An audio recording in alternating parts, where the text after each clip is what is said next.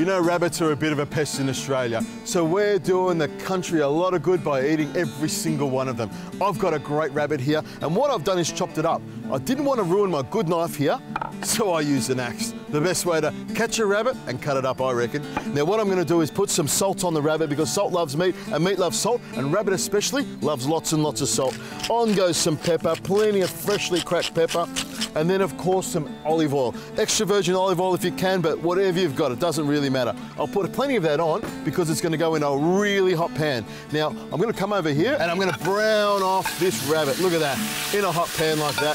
Beautiful. And by putting plenty of oil on the plate here like this, I won't splash myself when I put it in there. Pop this plate over here. Look at that, give that a bit of a stir around. You might want to use some tongs, there we go, just to turn it over. Look at that, you want to make it nice and brown or golden on each side. That didn't take long at all, just a couple of seconds because the pan is red hot. Now, of course, I've got some veggies. This is how we flavour up the rabbit dish. I've got some garlic, some carrots, some celery, onion, some chorizo sausage, some fresh champignon mushrooms or baby mushrooms or button mushrooms, whatever you want to call them. As I said, some thyme and a couple of bay leaves in there. This goes into the pan like this and get it all sizzling away. Now, of course, this is the sort of dish that if you've got these ingredients, great. But just use whatever you've got, that's what it's about. But the more flavour you can add to it, the more delicious your rabbit will be. Now stir that around for a second and that'll brown up nicely. Now a rabbit like this will take about 40 minutes to an hour and a half, depending on how fast you cook it and how tender the rabbit is. Now what I'm going to add here is some Madeira.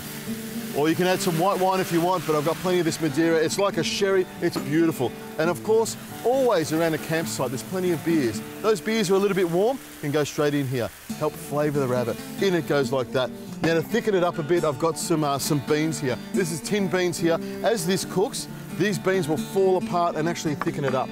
Now I've got something here, the porcini mushrooms, which are dried mushrooms. Now if you're out in the bush for a long time and you like the flavour of mushrooms, dried mushrooms are fantastic. All you need to do is hydrate them in a little bit of water, and you can use the water as the stock to flavour the rabbit. So in they go.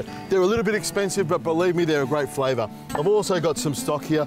In that goes as well, about a cup and a half. All I need to do is stir that round for a second. The rabbit's just covered in all that liquid. I'm going to pop the lid on, I reckon about 55 minutes, and this rabbit will be spectacular. Look at this, rabbit's cooked beautifully. The beans have thickened it up a little bit. Nice sauce, if you can smell it, it's really sweet. Look at all those lovely herbs. This is a really rustic style dish, which is quite fitting because here we are out in the bush. Now what I'll do is I'll just cut into this rabbit here, look at that, straight through there like that.